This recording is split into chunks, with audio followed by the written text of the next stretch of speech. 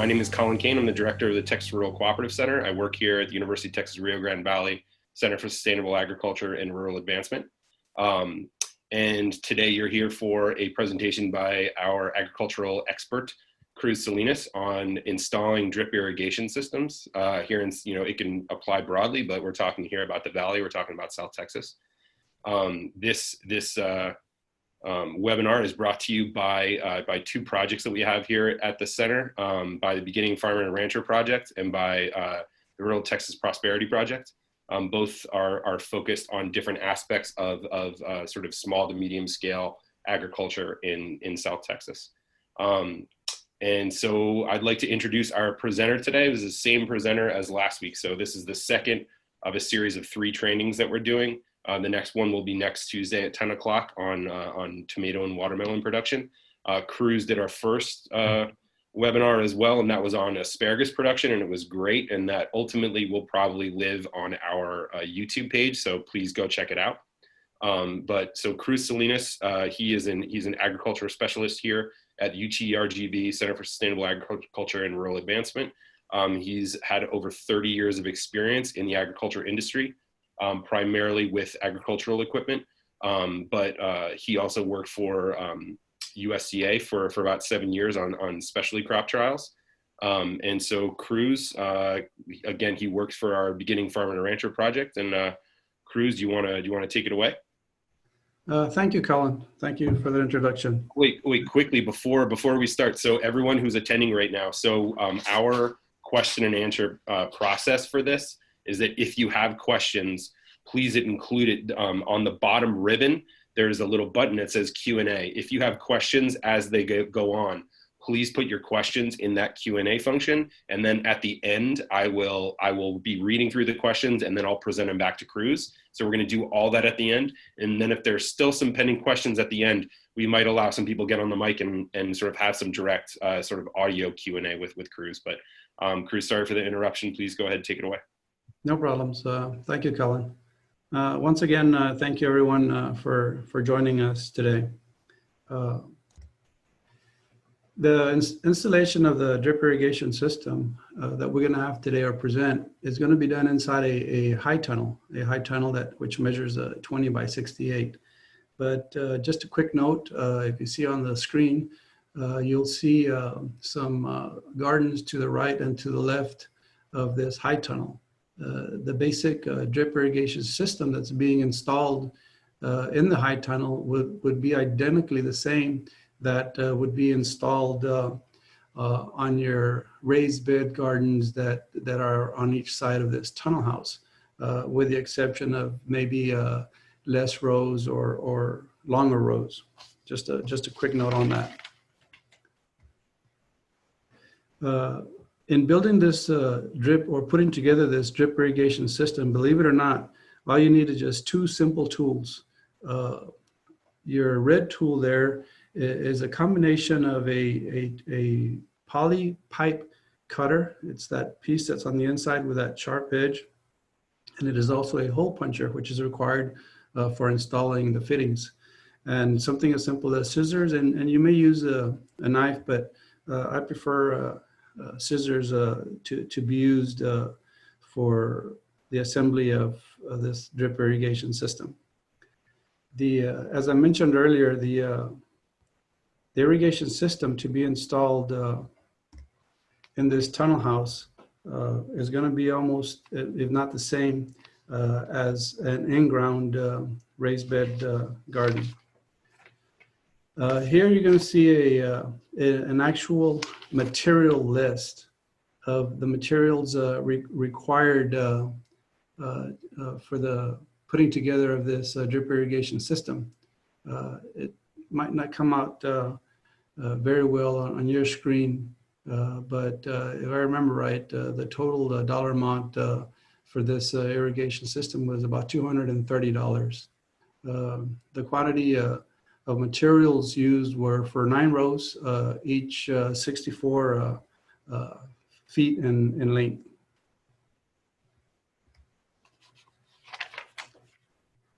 Here we have an actual layout of the drip irrigation system that we're about to install. uh, one of the things that you need to do is a layout.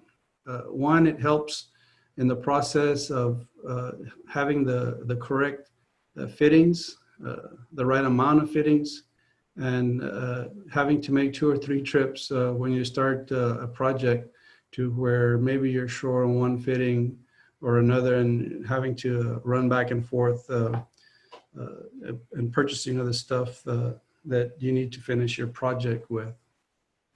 I'm going to go over the materials list. That way, as I'm talking on this PowerPoint, you'll be able to identify the actual fittings and timers and poly tubes and so forth, so on that I'm talking about.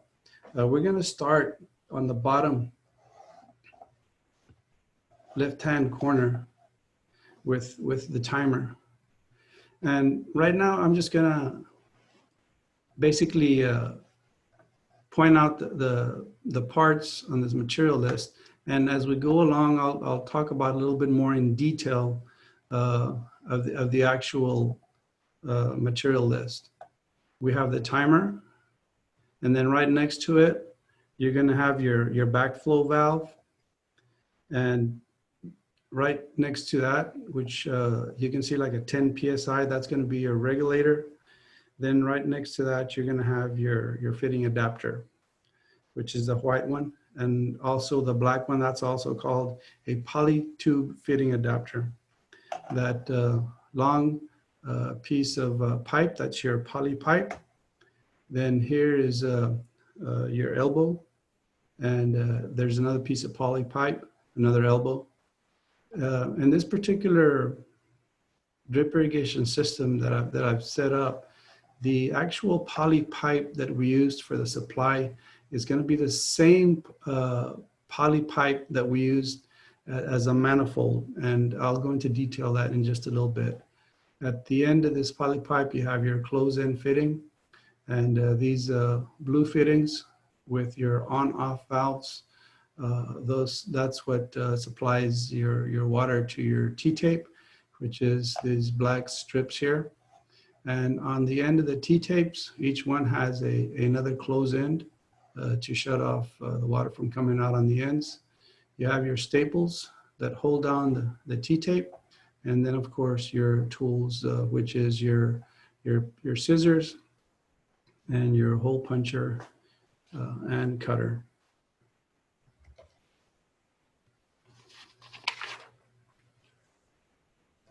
First, we're going to start off with your water supply. Your water supply that is being used for this project is straight right out of the faucet. The actual water being supplied to the faucet can be from several areas. It can be supplied from the city. It can be supplied from rural water districts like North Alamo and so forth, so on. It can be supplied from a pond. It can also be supplied from water wells. Now, your source of water determines on some extra materials or fittings that may be required when installing a drip irrigation system. For instance, when you use the water straight out of the faucet that's supplied by a city or a water district, the water is pretty much clean.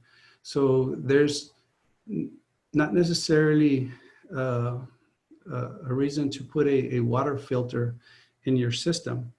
But if you get your water from a pond, a well, or from a canal, then I strongly recommend that some type of filtration system is installed prior to the faucet, or coming right out of the faucet.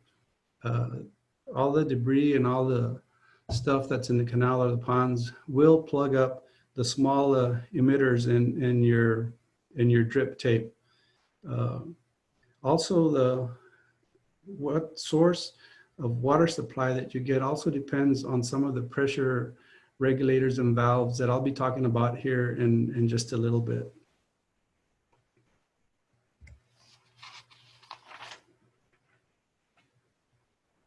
the first unit that we're going to install is a single timer unit. I'm going to talk a little bit about timers because there's so many available out there. This particular unit is a digital battery operated timer, and it has a single outlet. All depending how big the area is that you're going to water determines how many outlets that you would prefer on having on your timer. You have timers with a single outlet. You'll have timers with two outlets, which will be right beside it. You'll have timers with four outlets. And basically what it is the more outlets you have, the more zones you'll be able to drip irrigate, and the more area, of course, you'll be able to drip irrigate also.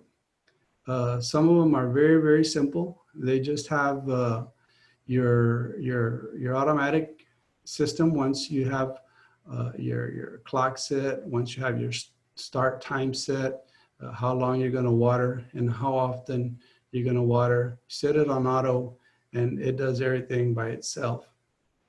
Your timers that have two or more outlets will have the system where you actually these three or four settings that you have will be for each and every single timer.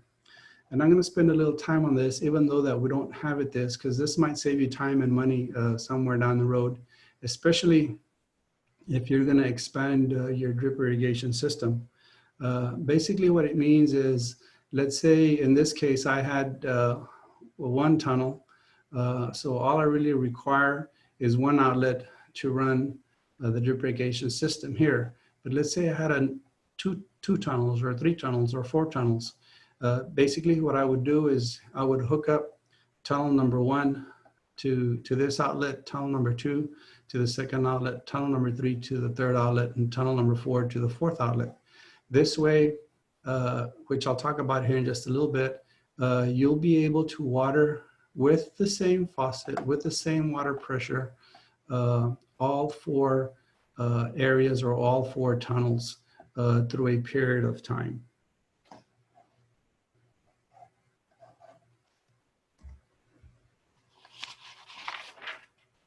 The next item that's going to be installed is mostly known as a backflow valve.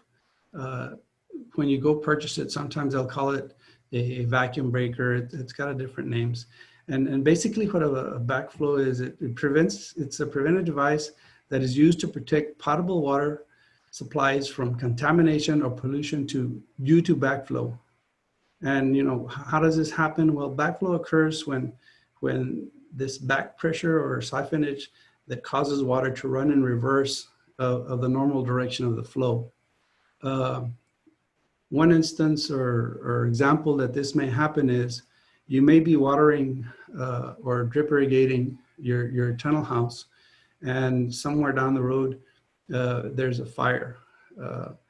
Basically what the fire engine goes, they go to their hydrant, they turn on their fire hydrant, and there's just so much pressure coming out of that fire hydrant that it creates a vacuum. And basically what it does is any unit or any watering system that is open that does not have a backflow valve, basically when they open that fire hydrant, it sucks water out, creating like a siphon effect. And if you're actually drip irrigating at that time and you're applying some type of fertilizer into your crop, it will actually suck that fertilizer into your potable water, your drinking water, which is not good. So it's very, very important to install a backflow valve.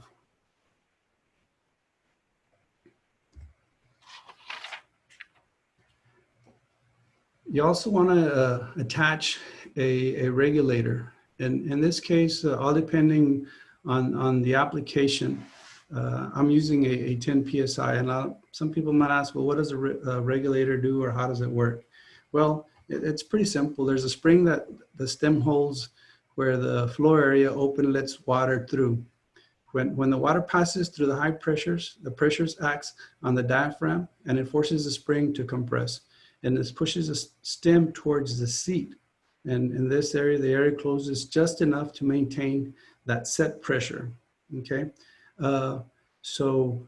Most households that are being built today, if you'll notice, when you go outside, your faucets have a little fitting that's installed to the end of that hose bib.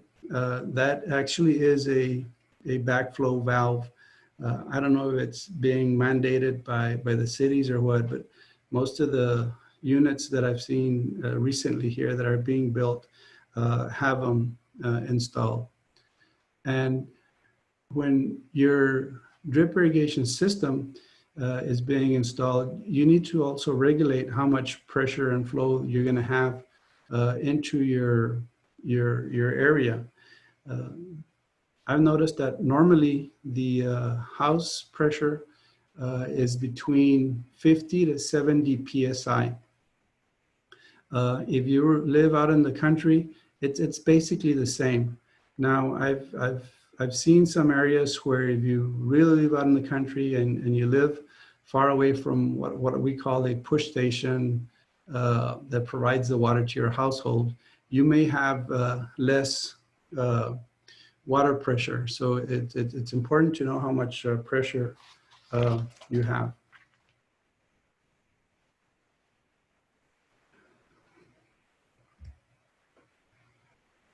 The next item that I have installed in this irrigation system is a bib adapter, and it's for an automatic fertilizing system, and this one's attached to the regulator.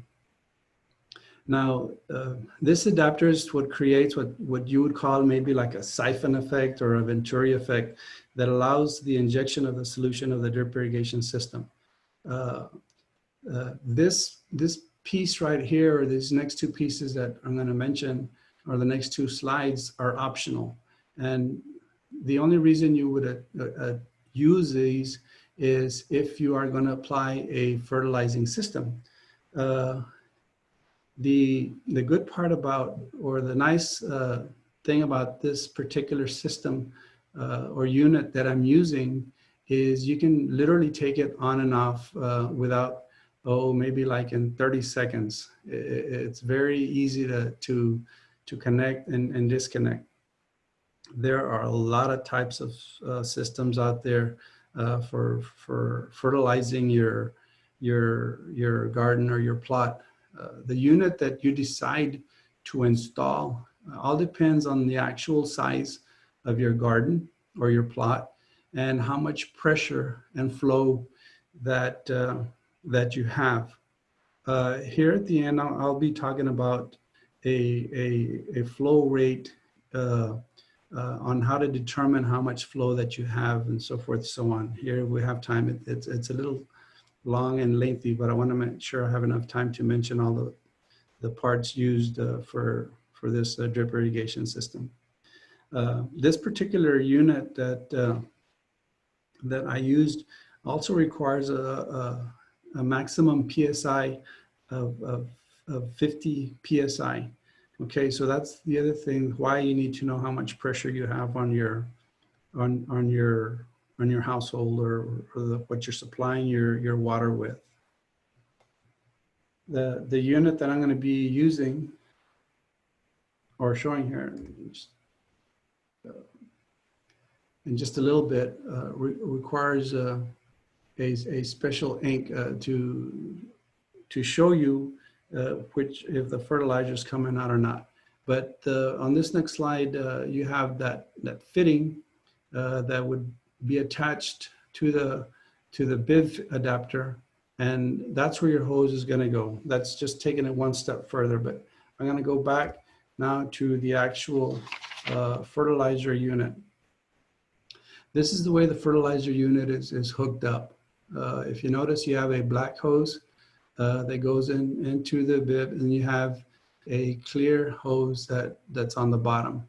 And your black hose is your inlet, your white hose is your outlet. And basically you fill your container with water, and you also apply in the container the amount of fertilizer that you're going to use in that plot area.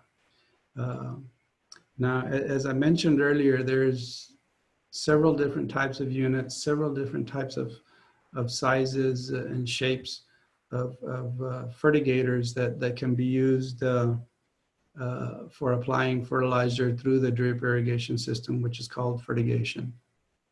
And this is just real simple. Basically, what you do is just turn on the faucet, and the black hose goes into your container, creates that venturi or that siphonage effect, pushes the water out through the clear tube, which in turn goes into your drip irrigation system. Now, if you do not want to use a fertilizer application system in your garden, you would just put your female hose thread swivel adapter straight into your regulator.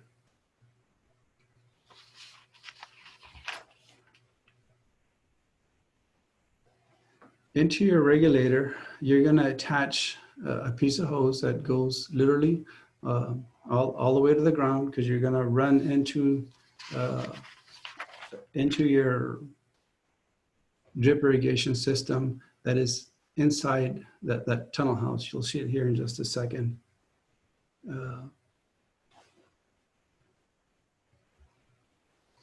At the end of that hose, you're going to install your first elbow. And I mean, it's pretty simple. You're just going to put that on there so that now you can run your hose that's going to come out from the outside into your tunnel house.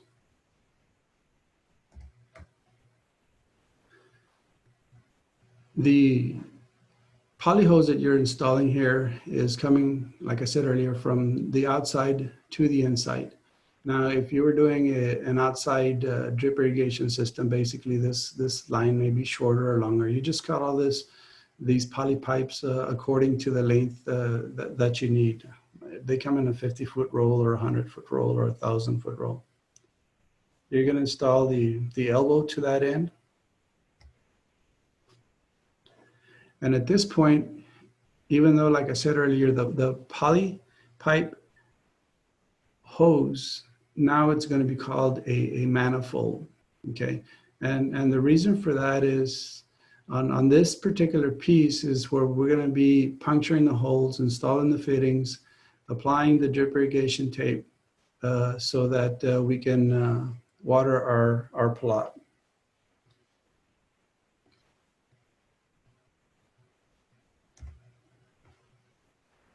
Once you have your manifold set up, the next thing you want to do is you want to turn on your faucet, you want to turn on your system and flush the system out. This is very, very important. Even though that maybe you have just purchased your materials, that poly hose could have been laying in the warehouse for a long time before it was sold to you. You may have, had it laying down at your place for 2 or 3 days before you actually install the system. And you want to flush it out because, no telling what kind of critters got in there, started maybe build a little nest. And if you leave it in there, it's just going to plug up the entire water system. Saves you a lot of headaches by flushing the system out. You need to do that every single time.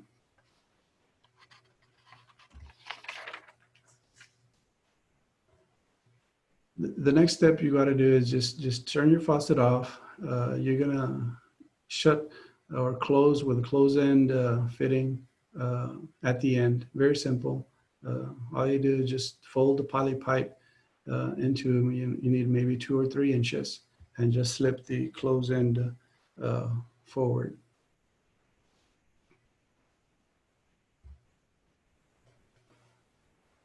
The next thing you want to do is you want to measure out your row spacing.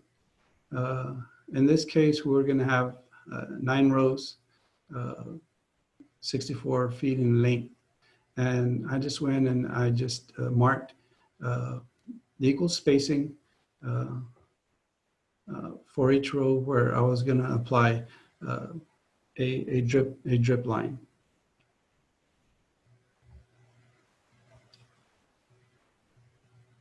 Now we start to lay out the drip tape. Normally the drip tape comes in a roll of 1,000 linear feet.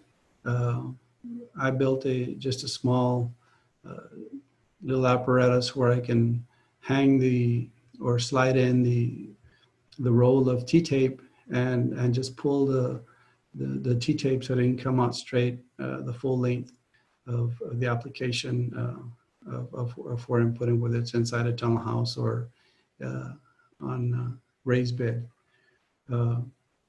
The T-tape that's being used here has 12-inch emitters or spacing, and we purchased a 1,000-foot roll, so we had enough T-tape for this application with 1 roll of T-tape.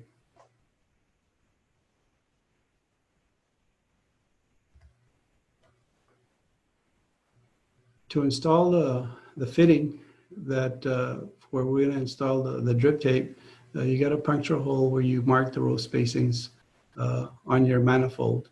In this case, we'd be punching 9 holes at the spacing that we had set using the hole puncher.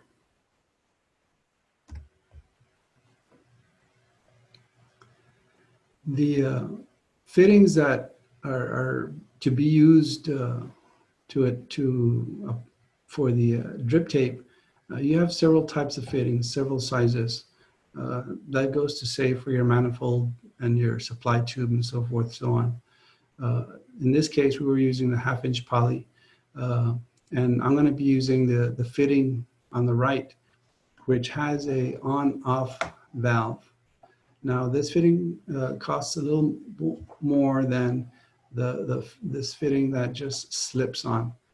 It does have advantages using the on-off fitting. One of them is, let's say your drip tape gets cut, it gets a leak, you want to repair it. You don't have to shut the whole system down. All you have to do is go to that valve, turn it off, repair your drip tape, and turn it back on. Another good advantage is that, let's say you're planting different types of vegetables in that same plot area. One vegetable may be ready to harvest in 30 days. Another vegetable may take 60 days, 90 days to harvest. So basically what you would do is after the 30 days of harvest on that particular vegetable, you could literally shut that row off and maintain the same time and same drip irrigation system on your other rows. In this case, I would have 9 rows. What's really neat about this type of system is you can run 1 row at a time, you can run 2 rows, 3 rows, all 9 rows. So if, let's say, for example, I was growing, let's say, a short crop like radish on 2 rows, and I was growing cabbages on the next 2. In this case, the radishes would be ready to harvest in 30 days. If I didn't want to harvest anything or plant anything else on those 2 rows, I would just shut the valve off. On the other rows, of course, the cabbage takes up to 3 months, so I would leave that valve on. That's a great advantage of using that. If it costs a little bit more, but it's the way to go.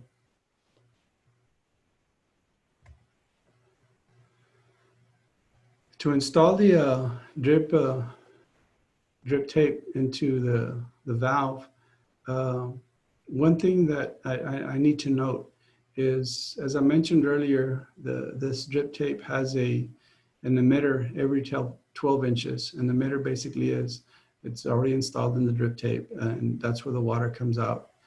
You need to have at least 2 inches of clearance before the emitter is, so that it can slip inside your fitting. If you cut it right where the emitter is at, let's say the emitter was right here, then you would have problems slipping the nut over that emitter, and it would leak on you. So in this case, the emitter is right under the scissors. So we have at least 2 or 3 inches there, which works fine.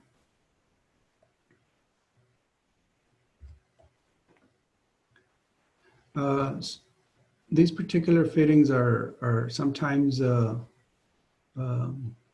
hard to install, the drip tape. The reason for that is you literally got to slip the drip tape in and turn the nut to lock it into place. Sometimes that can be a little cumbersome. But once you get it on, they don't come off. And basically what you do is this nut right here, you're gonna turn it counterclockwise till it comes all the way to the base, which is down here. You're gonna slip in your T-tape till it reaches the nut, and then you just turn the nut clockwise and it locks it into place.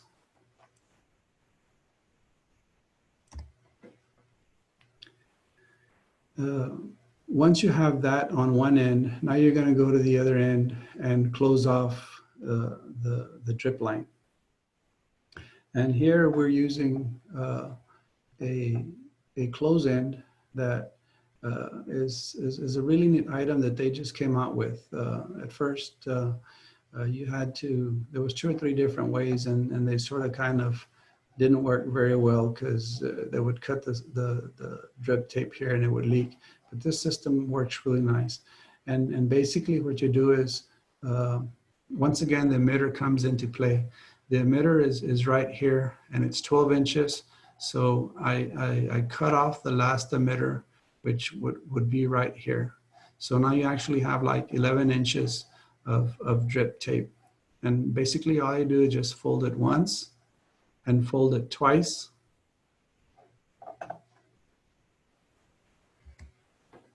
And then you just slip the close end over the folded line. Very, very simple, holds it in place. You have no leaks. This works really, really nice if you have a small plot, small garden. The other methods and the other fittings that are out there normally have these tend to leak, and you have a big wet spot at the end. These don't. These work very, very nice.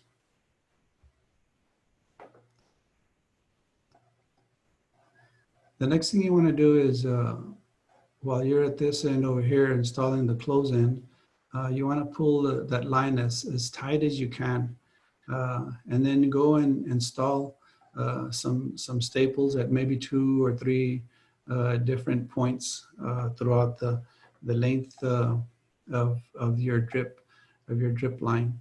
And basically the reason for that is of our high winds that we have down here, even inside the tunnel house, and especially on the outside. The winds tend to push the line 3 or 4, maybe 5 inches off to the side, especially when you have a hot day or cold day. This plastic pipe tends to wrinkle up and move over to the sides. And when you turn the water on, and if it's over to the side, now you're not watering the water where you actually want it. It's watering it over to the side. So those staples are very, very important to hold the drip line and tape in check. Here we have the completed drip irrigation system. We have the manifold. We have the 9 lines. All going the length of the tunnel house.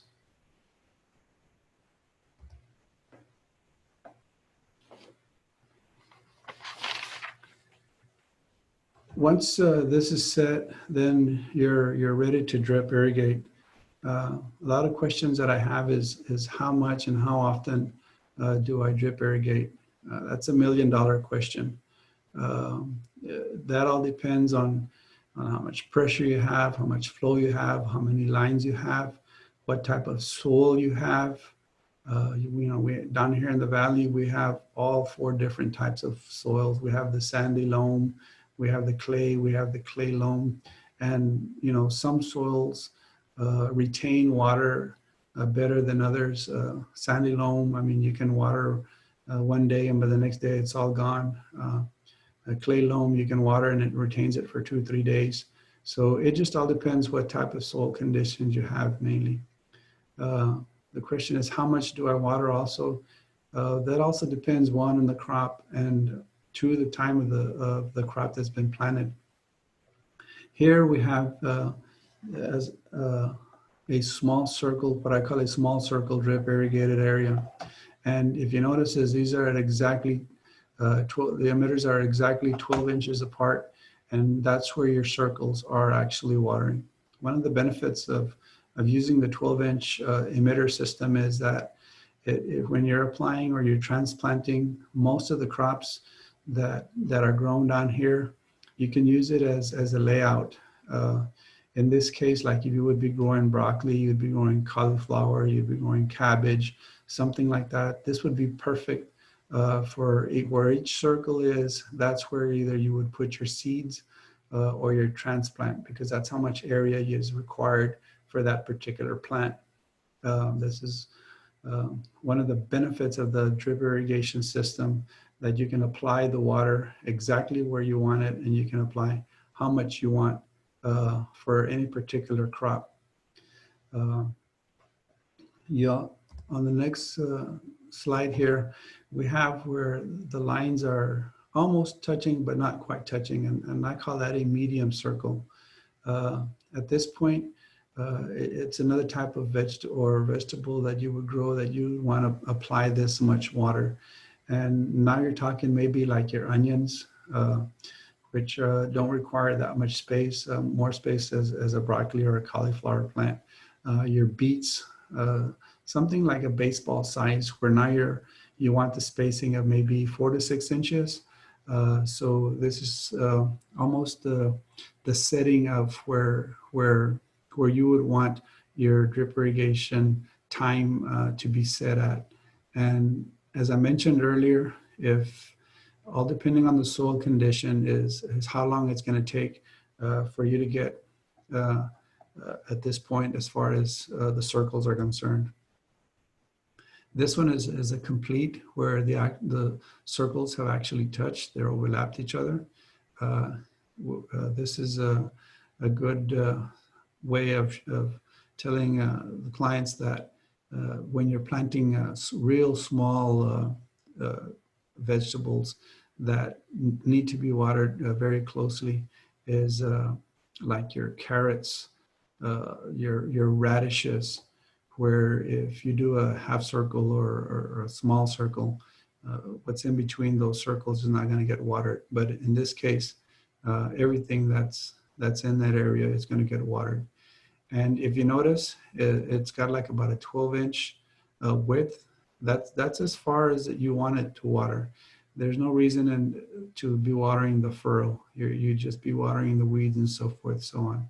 So this would be a good way to determine how much water to be applied when you're growing your crops. Here you'll see where I have planted a cover crop. Here are the, in this particular case, on the 20 by 68 with 9 rows, I used a 1/4 pound of iron clay peas. And I know we have a little time for questions, but I'm going to take 5 minutes to explain what a flow chart is.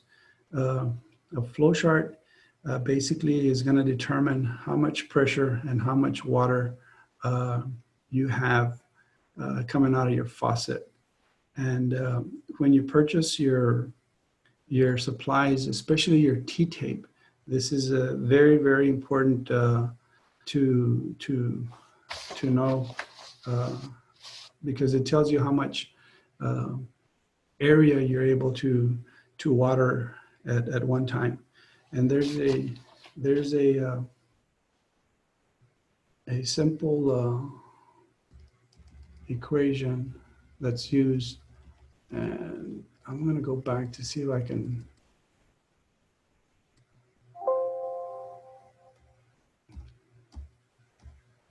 I thought I had it here, but I guess I didn't put it in.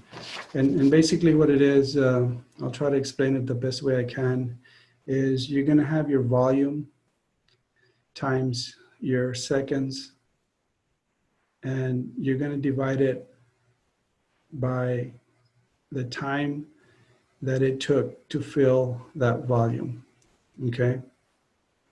So a real good example is you're going to take a 5-gallon bucket and you're going to fill it up with water. You're going to time how long it takes to fill that 5-gallon bucket with water, okay? So the equation is a 5-gallon bucket times 60 seconds, which is 300. That's going to be your volume. Then you're going to divide it by the time, or how many seconds it took to fill that 5-gallon bucket.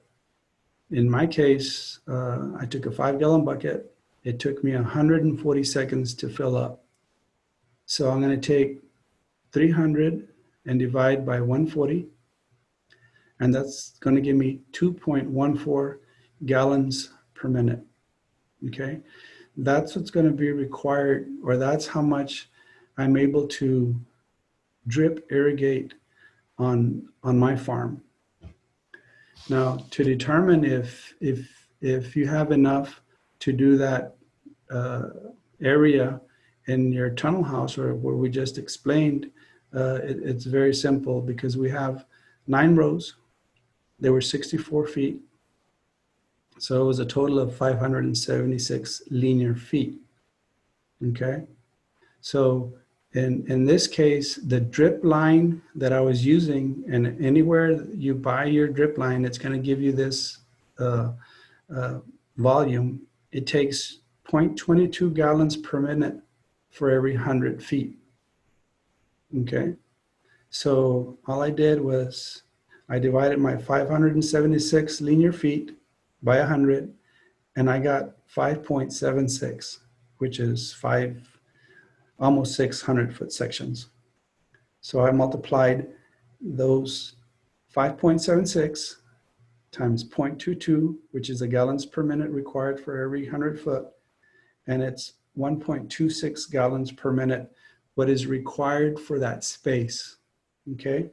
So in my faucet, I had 2.14, so I would have no problems whatsoever with this type of drip irrigation system being used in this tunnel house. As a matter of fact, if I had 2.14 and I had 1.26, I could almost water 2 tunnel houses of the same length, as far as the total linear feet is concerned. I know that's kind of hard, and it's kind of confusing at this point, but wherever you purchase your drip tape, it's going to give you this information. And this information, as far as the quantity is concerned, the gallons per minute, you have to use that information according to the drip tape that you purchase, because each one's going to be different. Some might have less emitters, some might have more emitters.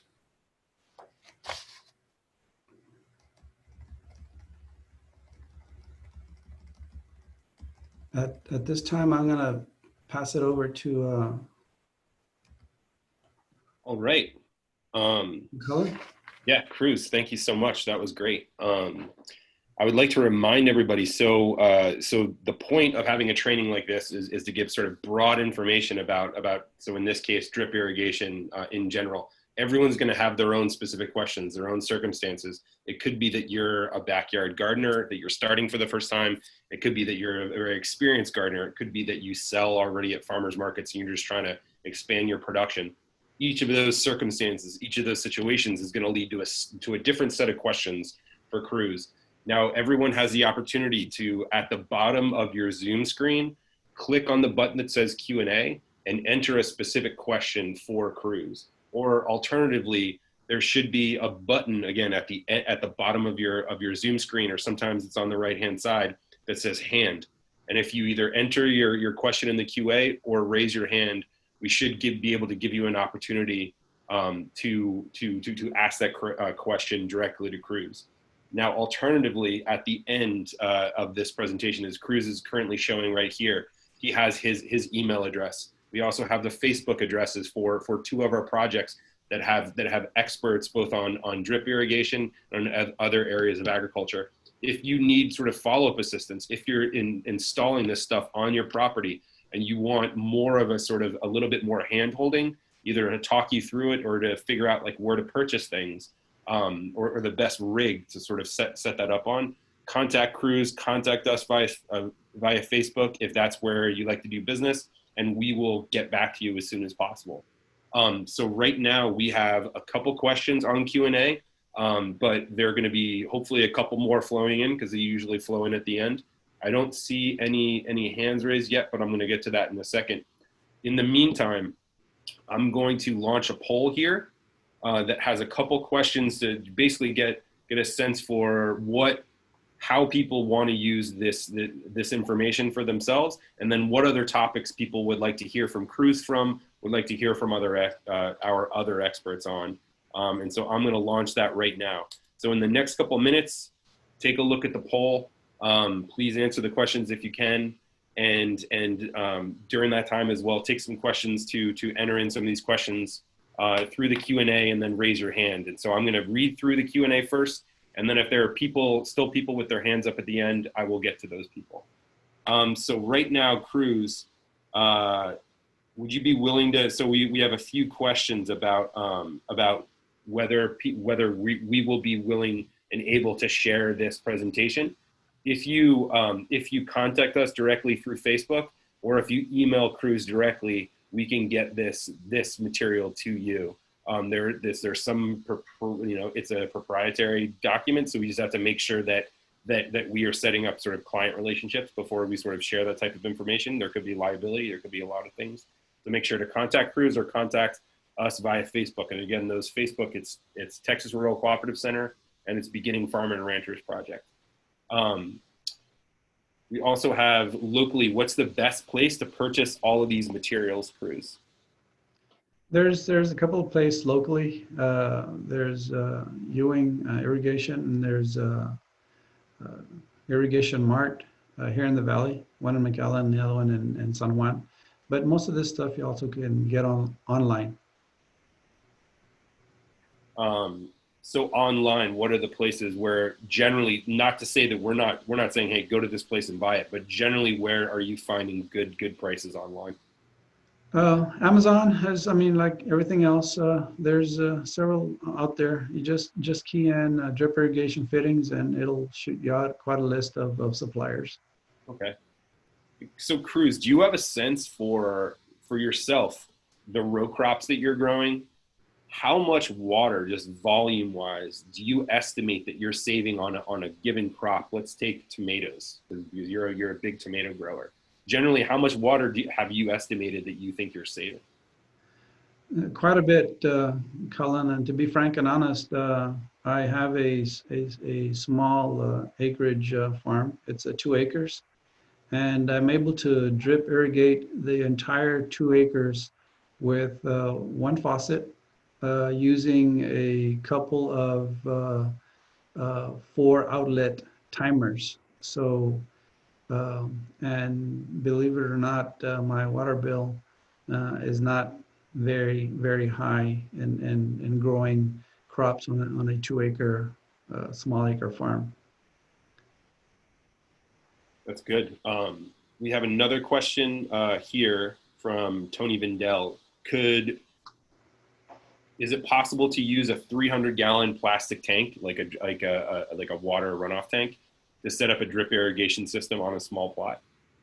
Yes, most definitely. That would be your water source. Now, the thing there is that you would have to connect or adapt or install some type of pump to be able to apply the pressure that's required for your drip irrigation system.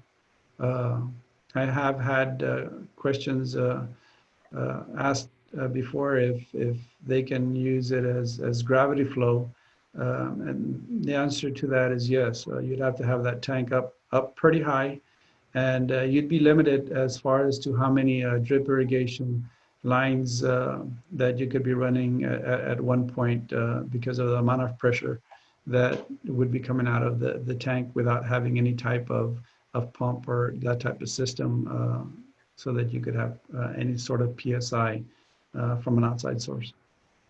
Great answer. Now, Cruz, it seems that a lot of the questions that are coming in are addressing or are concerned with how applicable what you just covered are to smaller scale, sort of garden scale, maybe like raised beds and sort of boxes scale producers. From what I understand, everything that you just talked about is very much applicable to that scale of production as well. And it's kind of the same equipment. You might not need the same types of pumps and stuff, but it's generally the same kind of stuff, right?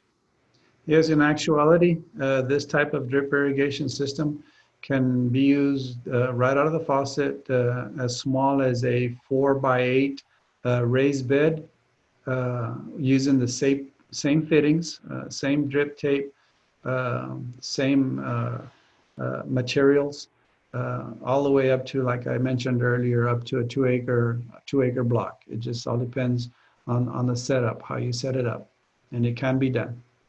It can be done. And so if people also, again, have specific questions like this, again, email Cruz. We can get your phone number. We can call you up and we can walk you through this stuff. If it's Cruz, if it's some of our other staff that are maybe not as experienced as Cruz, because Cruz is the man, Cruz is the guy. A lot of people also, have good experience with this stuff. So we have a question here from Alicia Taryn. I hope I pronounced that correctly. I used polypipe last year. Can I reuse it this year? Yes, polypipe literally is indestructible as far as it decomposing. It lasts a very, very long time. I've got some polypipe that's already 7 years old. I recycle most of the stuff. When I'm going to work the area, just take it out and then reuse it. Same goes with all the fittings. They're all poly. And same goes with your drip tape. It lasts I've got some drip tape that's also 5 years old. So, Yeah. So Alicia also asked if she's going to redo her garden layout, and she already had that poly pipe, but she's going to redo the layout. Would it be easier to start with new piping, or it's just as easy to just reuse what she used before? it's just a matter of, the financials. You can reuse everything. They make fittings to where if you've already punctured holes in it and you're using it for a particular spacing, they make a little fitting that they plug, so you can plug those holes and make new holes. Also, if your line is too short or too long, they have couplings and adapters where you can make the line longer or shorter. They're readily available. So yes, everything you can recycle, reuse. Literally till about the only time that you're not going to be able to recycle is one, if you fail to install a pressure regulator at one point and you actually turn on the valve and it really, really expanded your hose and it busted it, then at that point I would not use that hose anymore, because you don't know when it's going to bust again. Okay. There were a couple other questions here asking about sort of equipment lists. I know that early on there was a slide that was a little bit, I think it was probably a photocopy of what type of equipment might you need, what are the lists, and what's a basic inventory list. So if you click on the chat function, all the participants here, if you click on the chat function, I've included here a couple of links that I found pretty quickly. Some of it included sort of like a lot of the formula stuff you were talking about, Cruz, in terms of like measuring the sort of volume of water that's coming out and that would be going through your hose. One's from the University of Kentucky, one is from Garden Guides, and then in terms of an inventory list, very quickly I found something from DripWorks. Again, so before actually going out and buying this stuff, if you want to just make sure, hey, is this correct? This is what I think, I'm going to buy, and this is the general budget I'm going to use. If you would like to run that by Cruz or Juan or Albert or Yvonne, any of our sort of ag experts, please let us know. Again, email Cruz, send us a message on Facebook, and we'll contact you right away. But again, so click on the chat function, and there should be some links there that if you open them up on your browser, save them, they should be there after this presentation is over. And again, so we are recording this presentation, which will ultimately, I believe, live on our SARA YouTube page. So if you want to go back and sort of go through any of the steps that Cruz was discussing before calling them up and before sort of drilling down on that stuff. Cruz, we have some more questions. What the difference between the hoses Cruz uses and the soaker hoses? Okay, the soaker hose is just basically an entire different animal. The soaker hose actually has no emitters. It has a whole bunch of little porous holes that come out of the actual hose itself. Personally, I don't use them, not for drip irrigation. You can't get a very precise amount of volume of water with the soaker hose as you can with the drip tape. Even though, I mean, it does work, but the precise amount of water used and applied, you can't control. All right, so it's getting to the end here. I've got one more question that I'm gonna ask, but if anyone would like to just me to activate their microphone for 30 seconds or so to ask a question, on the bottom, click raise your hand. But before we finish, I have one more Q&A question. It's from Lena Romero, and it says, I see you have a high tunnel, Cruz. Do you think that it's advantageous when using drip irrigation? And if that person's a home gardener starting out and both rain and watering by hose, that cause problems, would it make sense for someone at that smaller scale to use a drip irrigation system? Actually, I have 4 high tunnels, and they're all I use drip irrigation on all of them. The advantage, of course, of high tunnels is, I mean, it's got a lot of advantages, but as far as drip irrigation is concerned, it is how you're going to apply the water inside that area. In a high tunnel, if it rains or it doesn't rain, you can't control the water. So yes, of course, drip irrigation system is the way to go inside a high tunnel. All right, so I think that's it for the questions. Just one last comment here from our good guest participant on this, Carlos Garcia. He says, this is the second week watching you, Cruz. You're now a celebrity in his book. Thanks for the training. This is great. So, the fame is building, first locally within the Valley, and then South Texas, and then the entire state of Texas, and who knows after that. So that's it. I'd like to thank everybody for coming out. Again, so next Tuesday, we have the third of our training series. We're gonna be talking about producing tomatoes and watermelon here at the Valley. We're gonna have a few more presenters join us. And hopefully it'll be as informative and as wonderful as this has been. So thanks, Cruz. Thanks for all our participants, and we'll see you next week. Once again, thank you all very much. Any other questions later on? There is my contact info. You're more than welcome to come. I will answer all questions. Thank you.